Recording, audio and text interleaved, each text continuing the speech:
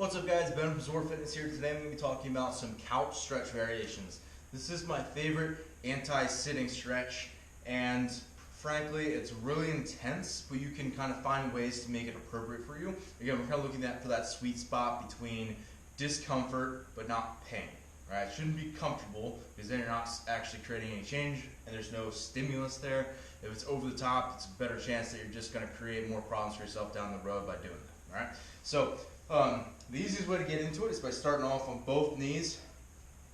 Put one foot up, right, and then getting this knee as close to kind of underneath that as possible.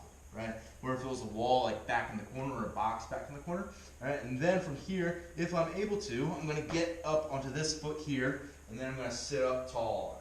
All right, so here you can see I'm pushing my hips back into it. This is one variation I can do, where I'm nice and tall, I'm squeezing my glute to protect my lower back, and I'm driving this hip back into my heel.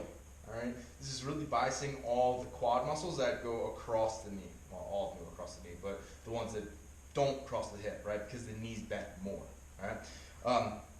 Versus another variation, without even moving, I can allow my hips to fall forward and open, and that biases more my hip flexors, my iliopsoas, that kind of complex, and the rectus femoris that crosses the hip joint, and less of the actual quads, because again, the knee isn't bent as much, right?